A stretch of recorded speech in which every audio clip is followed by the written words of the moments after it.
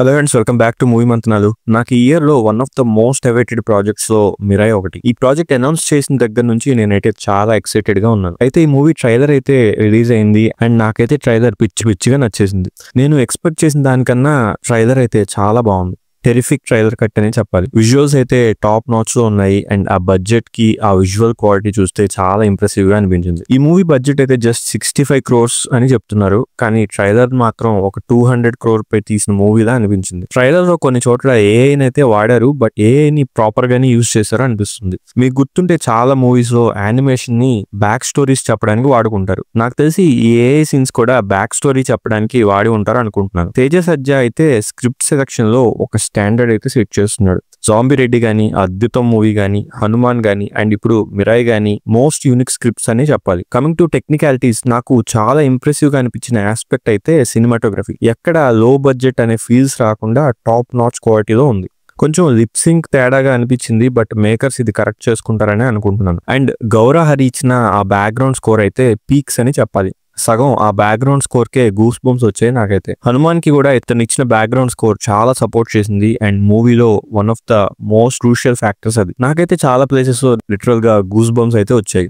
ఒక new world ని మనకి ఇంట్రొడ్యూస్ చేయాలి అని మేకర్స్ గట్టిగానే ట్రై చేస్తున్నారు. తేజ సజ్జ మాత్రం మంచి ప్రాజెక్ట్స్ ని చూస్ చేసుకుంటూ ఒక పెద్ద స్టార్ అవబోతున్నాడు అనడంలో డౌటే లేదు. మిరాయ్ అయితే ఫ్యాంటసీ యాక్షన్ స్టోరీ అని అందరికీ తెలిసిందే. అశోకుడికి సంబంధించి 9 books చుట్టూ తిరిగే స్టోరీ ఇది. అండ్ మంచు మనోజ్ ఈ మూవీలో విలన్ గా చేస్తున్నారు అండ్ ఈస్ డామ్ గుడ్. కొంచెం భైరవ మూవీలో లాగా ఓవర్ ద టాప్ యాక్టింగ్ కాకుండా కొంచెం సటిల్ యాక్టింగ్ చేస్తే బాగుంటుంది అని నేను అనుకుంటున్నాను.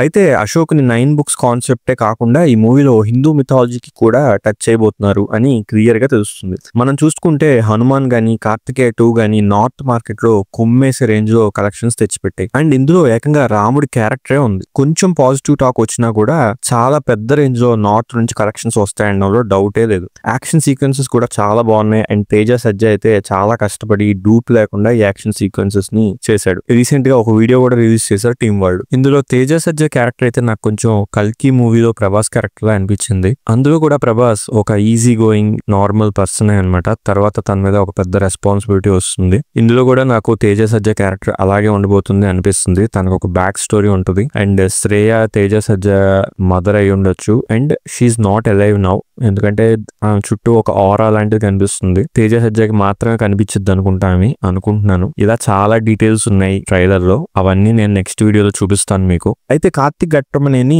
ప్రీవియస్ గా వచ్చిన ఈగల్లో అంత ఇంప్రెస్ చేయలేకపోయినా టెక్నికల్ గా హీఈస్ వెరీ గుడ్. ఈసారి కూడా విజువల్ గా అందరూ ఆల్మోస్ట్ సాటిస్ఫై అయ్యారు అనే చెప్పాలి. అయితే ఈ విజువల్స్ కి తగ్గట్టు మూవీ స్టోరీ కూడా ఉంటే ఈ మూవీకి ఇంకా తిరిగే ఉండదు. ఈ మూవీ ఈ ఇయర్ లోనే one of the biggest black busters of T5 అవబోతుంది. నాకైతే ఈ ట్రైలర్ లో చాలా ఎక్సైటింగ్ డీటెయిల్స్ కనిపించాయి. వాటి గురించి ఒక డీటెయిల్డ్ వీడియో చేస్తాను. ఇది జస్ట్ ట్రైలర్ చూసాక నా రియాక్షన్ మాత్రమే, సో బ్రేక్ డౌన్ వీడియో మాత్రం అదిరిపోతుంది. మిరాయ్ ట్రైలర్ మీద మీ థాట్స్ ఏంటో కింద కామెంట్ చేయండి. మీకు గనుక ఈ వీడియో నచ్చుంటే లైక్ చేసి మా ఛానల్ సబ్స్క్రైబ్ చేసుకోండి. Thank you so much for watching our video.